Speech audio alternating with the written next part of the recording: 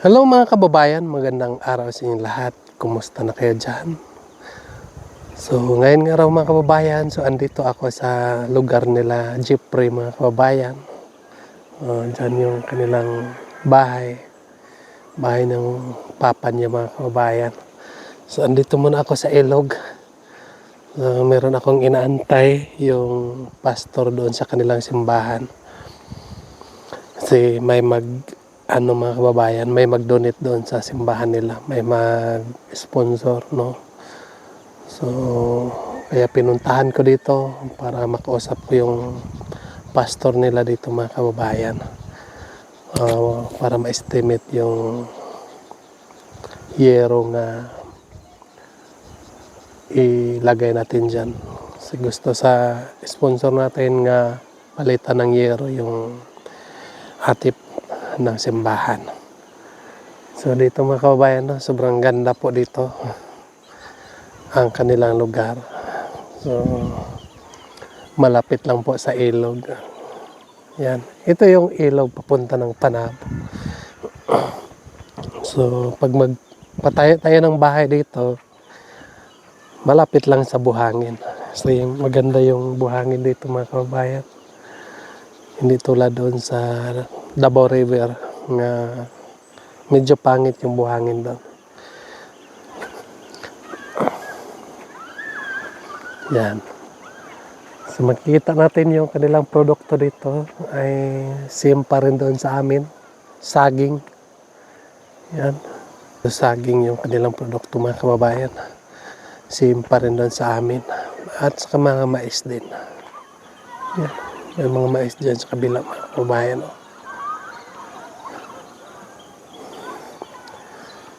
Ito yung sitio Labo. Sitio Labo. So, noon mga kababayan ay nakapunta na ako dito. Pero wala pang krasada. Dinalakad lang namin galing ng amin papunta dito. So, makatulog pa kami ng isang gabi. Saka kami makaabot doon sa sitio Mangani. Ay sobrang layo ito lakad mga kababayan. So, yung mga kamag-anak namin nandoon sa unahan. Meron pa dyan. So, marami ang mga kamag-anak namin dito mga kababayan. Kasi yung mga lolo namin noon, dito sila nanggaling. Nagpunta lang sila doon kasi may mga inkanto noon mga kababayan. No? Yung mga tinatawag nga, ano sa Tagalog yan? Yung ritual, no? May mga ritual kaya sila ay nagpunta doon sa amin ngayon. So hindi na sila nakabalik dito. Doon na sila nag-asawa. So hindi na talaga sila nakaulit dito sa kanilang pinanggalingan.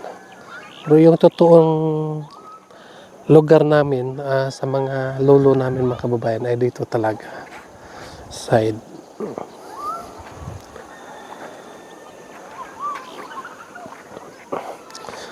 So yung pastor mga kababayan ay wala pa.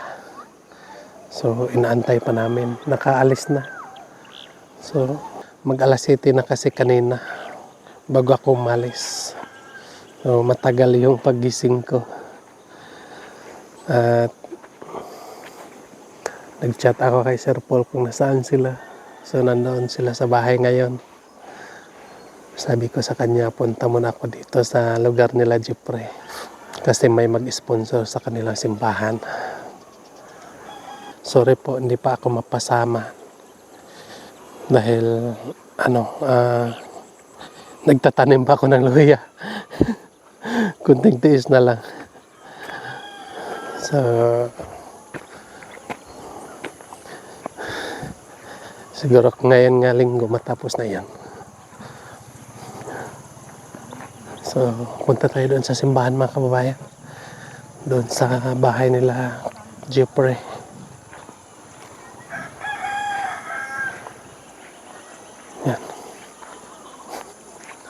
sobrang tahimik yung kanilang lugar.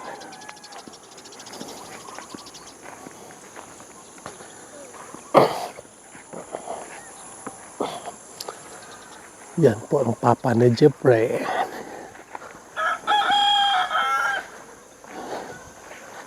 Buti hindi pa siya nakaalis.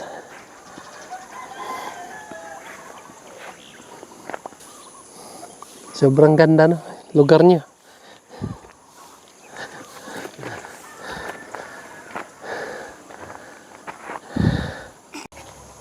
Yan mga kababayan, sa puntahan na natin kasi andito na yung pastor. Para makausap na natin.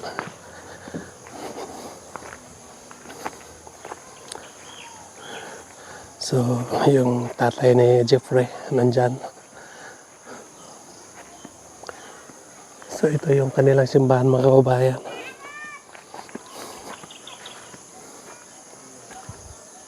So, yan yung pangalan ng simbahan nila mga kababayan, Press Square. So, may gustong mag-donate sa kanila. Kasi yung kinuha ko kasi si Jeffrey, so dito ko siya naabutan sa simbahan. Agad may nag-message sa akin nga gusto silang mag-donate dito sa simbahan. Hindi ko lang napuntahan kaagad kasi sobrang busy po mga kababayan. Ngayon pa ako nakabalik dito. Yan. So, nakita kasi niya mga kababayan yung tuwasyon ng simbahan. Yan. Yung atip ay sira na. So, para makita natin. Para ma-estimate din kung magkaano yung malagay ngayon.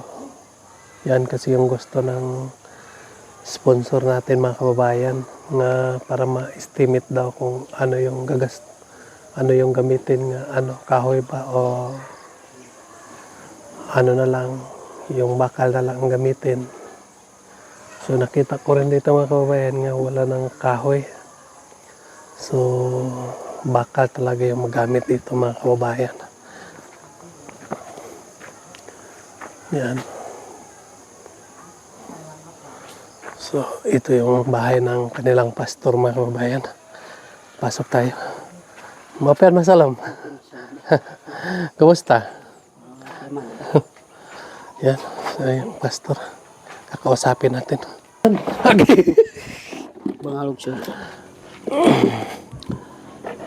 Ito yung pastor dito mga kababayan. Kumusta, Brad? Okay man darang. Mayo. Ayos lang. Oo, okay. Kanina yung mga agan mayong mga ayong lawas. Huna. Aloy sa Ginoo. Saan ka galing ngayon? Marunong ka mag-Tagalog? So kana para. Bisaya lang. At mara. Galing Sa ka uma. ng bukid mo. So, sensya na po, no? Yung minsan kasi mga kababayan, itagalog ko na lang kasi may mga kababayan natin nga hindi makaintindi ng Bisaya. So, mas mabuti yung mga Bisaya kasi makaintindi sila ng Tagalog. So, kaya kahit hindi ako marunong mag-Tagalog, pinipilit ko din mag-Tagalog para makaintindi at maintindihan sa mga nanonood. So, sorry, parang naabala kita ngayon ng araw. No? Parang nadisturbo ta ka karong adlaw. So, Wala na problema na. so, nandito ako kasi may nag-text sa akin, may nag-chat nga gustong mag-sponsor ng simbahan niyo. So, kaya ay napunta ko ngayon kung papayag ba kayo nga may mag-sponsor ng simbahan niyo, may mag-donate or ano. So, sabi niya sa akin nga puntahan mo doon ang simbahan ni Jeffrey, no? Kasi nakita daw niya yung karatula doon nga ano yung pangalan ng simbahan niya? Foursquare. Press Square. So,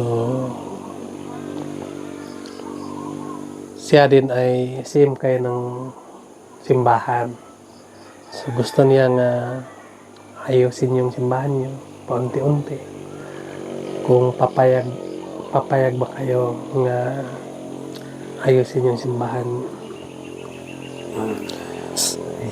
Salamat po sugod na ko nga dugay na nga ko nga kuanan kay sa amo amang gud o magin mo hatag sa amo o pinan sa para sa mga simbahan. Oo. Pila na ko katuig dire nga nila gud among simbahan tungod po nakita na po nako ang akong mga membro naagid mi sa tanaw ra gyud among mga sitwasyon pero dako gyud among pasalamat gani sa pagkuampan ni Juan Jeffrey sa iyang amahan nga ako gyud among pasalamat man mga pag-ampo nga napoy mga tandugon sa Ginoo nga mga kasing-kasing nga makatabang sa buluhaton sa Ginoo.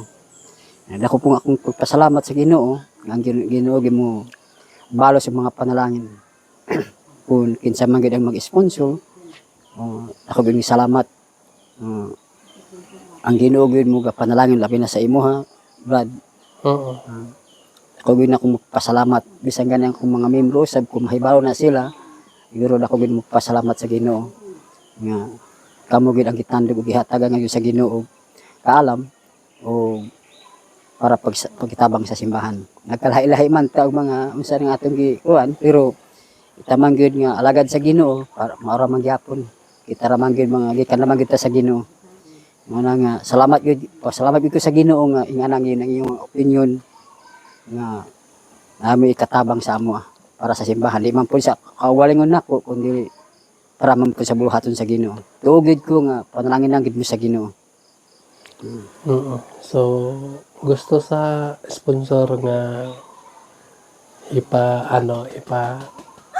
tingnan kung magkano yung magamit ng yero para yung mga gamit ba para ma-total natin kung magkano yung halaga para mabudgetan. Budget. Oo.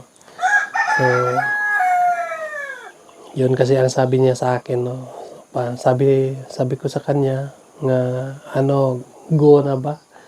Sabi din niya sa akin nga paano natin malalaman kung magkaano kapag hindi mo mapuntahan doon, no? So kasi busy ako hindi ako kasi sobrang busy din. So sorry po ma'am nga ngayon pa ako nakapunta dito para tingnan natin kung magkaano talaga magamit. So ako din sobrang saya ko din dahil may mga tao nga ginamit ng Panginoon, no, para matulungan din kayo, no. So matulungan din ang simbahan. So tulad ng sinabi mo, no, kahit nag-iba-iba tayo ng simbahan pero ang Panginoon ay isa lang po, no. So focus lang tayo, magdasal lang tayo sa Panginoon, nagabayan ang lahat natin mga gawain. So tara na, puntahan natin yung simbahan mo para meron ka bang notebook dyan at ballpen? Unsa ang kuan na sa atop lang o sa hall na gid? Hindi, ang lang atop lang. Tingnan lang natin kung ano ang gagawin natin. Kasi hindi naman, sabi niya nga, hindi paunti-unti daw muna. Kasi parang nakita ko yung ayos naman yung niyo, yung atop lang talaga yung Ano lang gid ang murag problema gid. Amo nang i-down na. I-down. So tara, Okay. tanaw na to.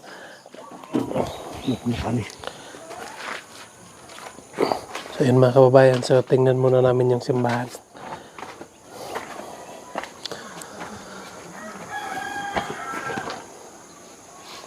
So yan.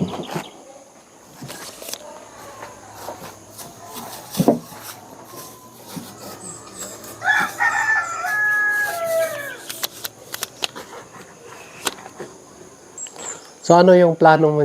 Ano yung plano mo? I-down na lang ito. I-down. So tanggalin na yan. Ngayon sa baba sa babaw. So ito straight na to, straight. O street. Walang pamig mga semento para i-bakal ug kuan namo ni simpay. Ano pangita pamig budget. Pero unahin lang natin Kung sa itong atop. ano. Atop. Oo. Ano ba, meron pa bang makuha nga kahoy dito? Wala na. Meron na sa sulod. Meron na sa sulod na kamutang. Ito sa kusina. Merong kahoy dyan? Kulang pa o 17 ka buok. Para saan? Ilaw na mo dire. Patingin daw. Tingnan natin. Kasi kapag may kahoy na, di yero na lang kailangan.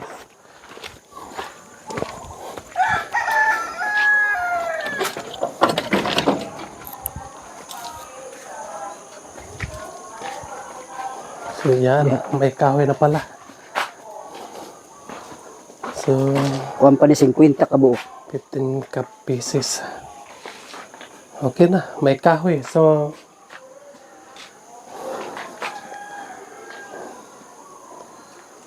may kahoy na pala mga kababayan. Kulang og 16. Pero meron pa kayo makukunan ng kahoy. Apa. So, kailan ninyo plano ito gibain? Plano na mo kung anay sin gubo na kay kuan man gud kanang apiki man gud kung di makuan kung gubon ani nya wa kay sin dugay pa maatupan. Yes. Yung pag-atkuan na pagsimba di ay kuan.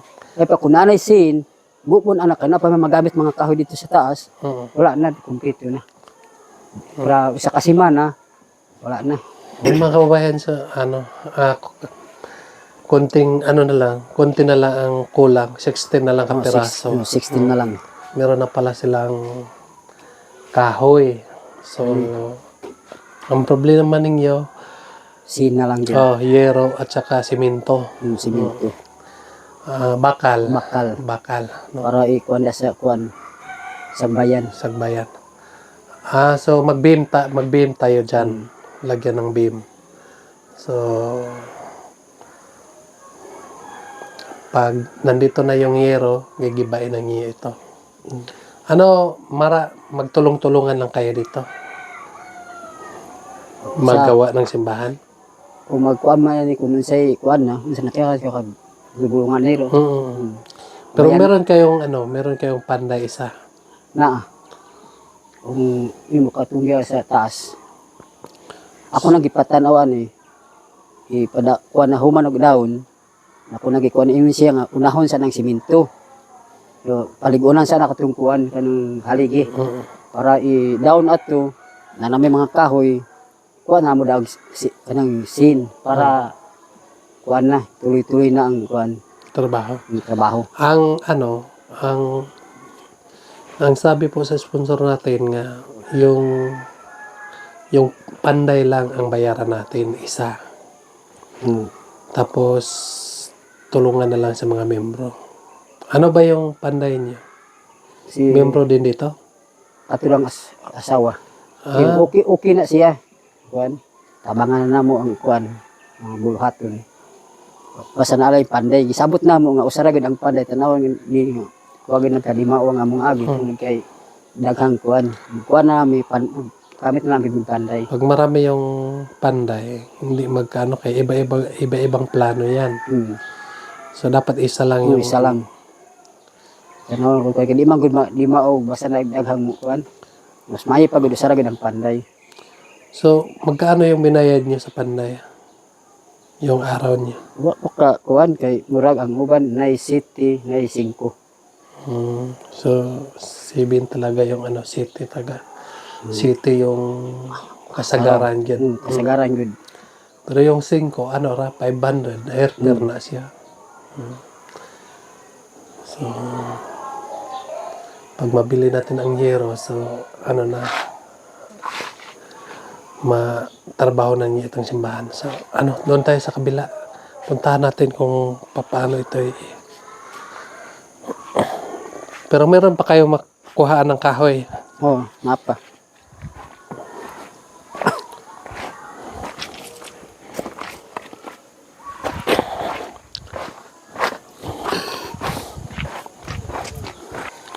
So ito yung sabi mo, lagyan ng beam sa ibabaw. Pila ka bakal yung magamit dyan? Katag upat-upat Pila ka kuan 16, 30 tanan. 30. Hmm. 30 ka bakal. Ano kuan? Ano ka kuan 12? 12 12 mm? 12 o 12. Tapos 10 ang 10 ml. 10 lang. Hmm. Parang mali. Wala ko lig unya ko. Kasi 'di ba yung ano ano yan? 10 o sana. Kaning bakal. Oh. 10 ml ka to. Anong gusto niyo? 10, Kanang 12, dako-dako. Ano sana? 12 mm. 12 ml. Murag gamay man ko da kanang 10 ml.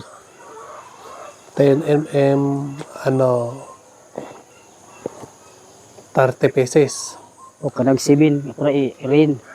Oh, oo, i-rain. Ray. But pila ka i-rain ani kanang 7. Ano? Kadako. Nindot garo 8. 8. 'Di ba? Upat. Ngayon tag naipan. Pila ka year ito nagamit niyo? Yung dito lang. Kuan. Sin. Sin. 22. 22. Ito pila? Unom. Unom 12. 22 dyan. 30. 34. 34. Anong size 12? 12. Mas mari po kanang kuan, kanang 24 kanang baga-baga. Kuan naman gini 26 ra. Ang baga-baga 24. Colorop na lang siguro. Wiri ako ka, kuya mag-form. Nakuya ka. Tanungin natin yung sponsor kung anong gusto niya. Colorop ba o ano? Yung tulad sa Pero kinahanan naman itong kuan, bakal kung sana, mga kuan na. ano? Wala nang problema. Kahit hindi bakal ang gamitin. Yeah. Di ba yung kahoy niyo doon para dyan sa taas? Sa taas. Parlin, Para lens. sa gunting. Kuan. So, ano na pala? Konti na lang. Ito na lang talagang problema. Mga pila ka lansang magamit ito? Pila ka kilo? Wala man ani Hindi kung abot ng 10 kilos? ni kay na no magamit man ang uban ana mga 20 ka kilos. 4, 3. 20 kilos. Parang hindi na yan maubos. 4. O da masuman pa din bisag napulo o kay kuan ani 4 o kuan ang para sa sin katuro man gid kuan umbrella machine sana Umbrella. na 10 kilos yang 4 pwede pa 4 buti pila ka kilo ani 4 Ma-estimate natin to. Wala kasi yung panday mga kababayan. Pero ma-estimate ko to. May kulang konti lang. Kung may sobra konti lang din. mas maipakuan na lang nako sa panday pwede maipakita sa panday sa ikuan ninyo Ano na lang. ay kuan man di 18 ra ram kataas mabuti pila kataas ani may simit man na sa panday So, ganun. Ang kataas, 20 murag imbot ani 30 mangkoro ni. Jis ni. 28. okay ikuan nimo ano tong atop try sana 30 34. Yan. Estimate na yan. o ma-estimate man ang kataas kung sa panday ganyan kuan di dali ra makuan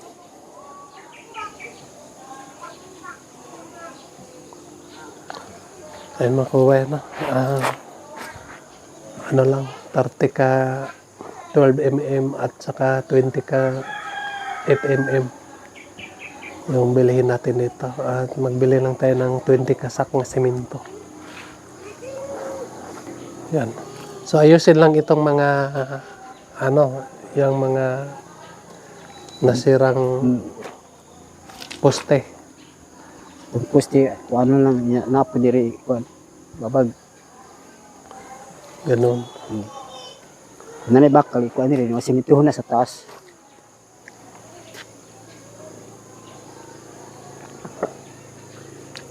So, idaw na ito, no? Idaw na. Down. Madali lang to. Pag guba ato wala na hindi mapila ka adlaw. Human na sa paano sa panday unahon ni pagsiminto ani ipa. Kuan ani kay humok man gud ani pagkasiminto. Taas. So, yun lang po, no?